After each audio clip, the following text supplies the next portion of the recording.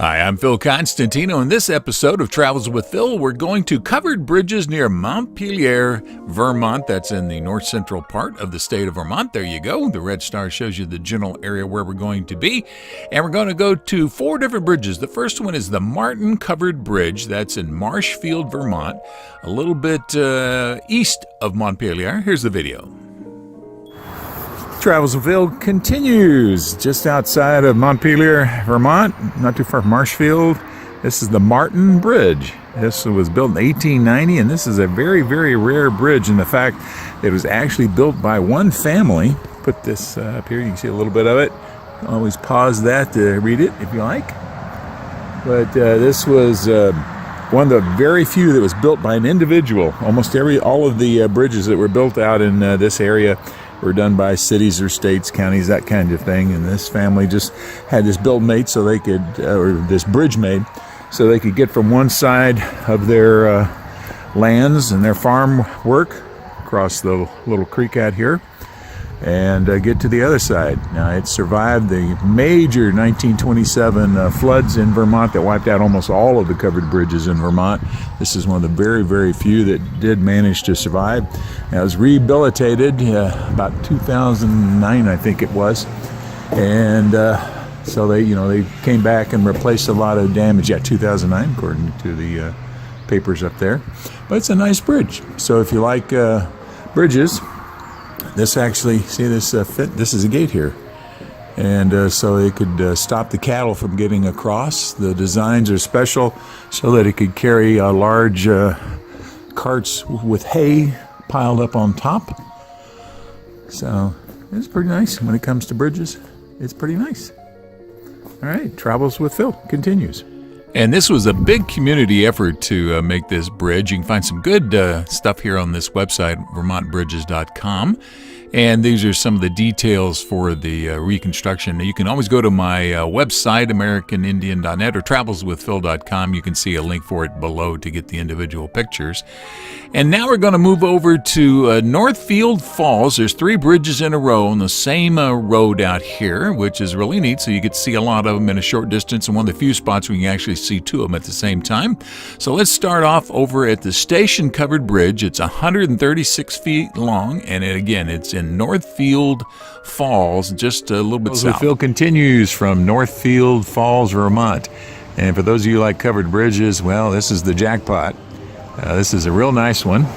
As traffic goes by, you'll get to see how big it is.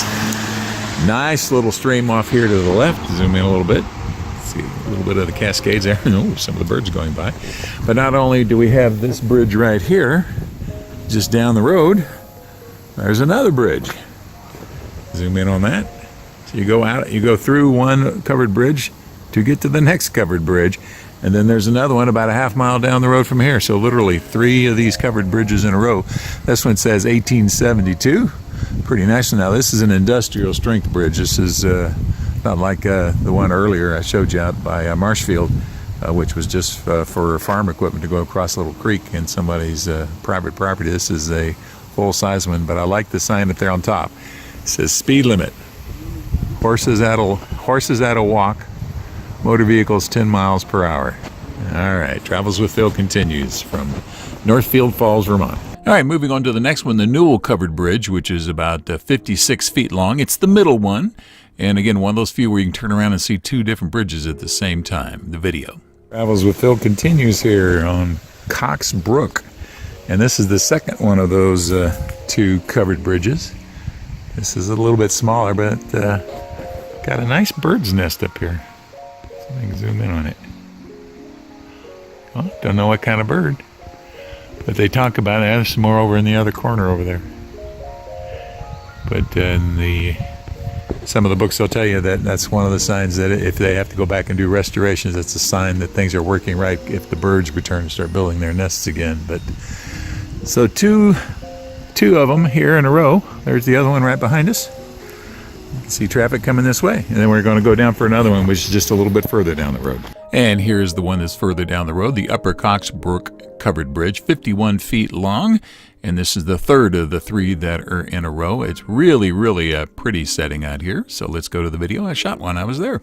Travels with Phil continues. Third bridge, not quite a half mile away, just actually a couple hundred yards, if that. Queen Post, this is the Cox Brook area. There's the brook off to the side. You can see all the exposed rocks out there. Usually that kind of stuff happens from glaciers, or at least glaciers involved. That's my brother's car going through. Walk inside here a little bit. See some of the old rafters and beams at slightly different angles and turns. And then the nice little creek, or brook as the case may be, since it's called Cox Brook. That's pretty. I like that. So 3 covered bridges in a row here. No, it's not Madison County. You won't see Meryl Streep or Clint Eastwood anywhere around, but if you like covered bridges, this is a nice spot for it. All right, let's go down to the creek level and look up at the bridge.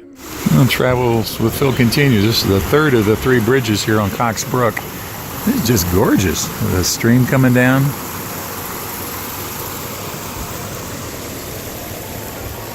Continues off into the distance.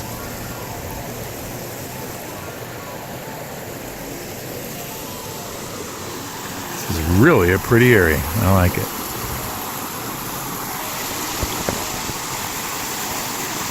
And finally, about a minute of just the Cox Brooks sounds without any narration.